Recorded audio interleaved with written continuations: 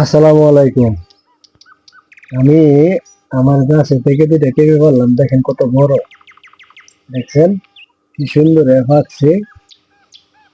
চারটা পেঁপে পাকছিল, দুইটা পাখি খেয়ে ফেলছে। যে দেখায় দেখেন কত সুন্দর বড় পেঁপে।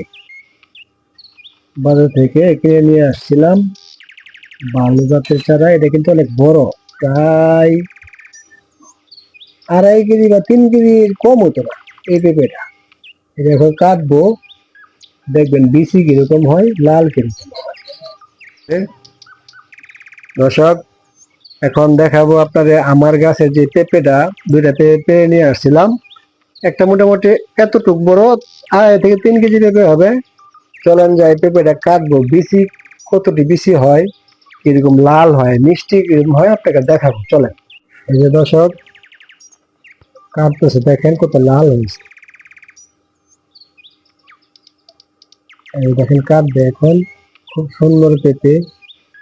এই যে মাঝে মাঝে দূষি হয়েছে, এই যে হালকা দূষি হয়েছে, ভিতরে কিন্তু দূষি হয় নাই।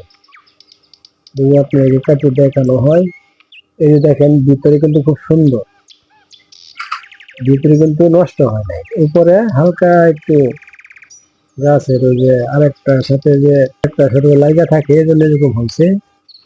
কাটতেছে, এবারে দেখেন ঠিক করতেছে, অনেক বড় কিন্তু দর্শক। এই যে খুব সুন্দর লাল হয়েছে। দেখেন দেখেন, এই যে দেখেন কত সুন্দর করে দেখছেন। এটা কিন্তু দর্শক অর্ধেকটা এরকম হয়েছে, যে আর অর্ধেকটা রয়েছে এখানে, দেখছেন সব।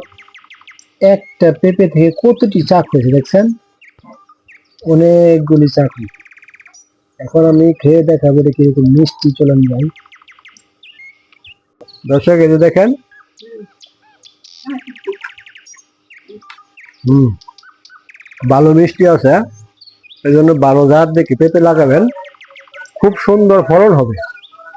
কতটুক কতটুক থাকতে একটু ফলন আসবে, আমার কাছে কতটুক থাকতে ফলন আসছে পেঁপে দেখালাম। দেখেন কত সুস্বাদু একটা পেঁপে,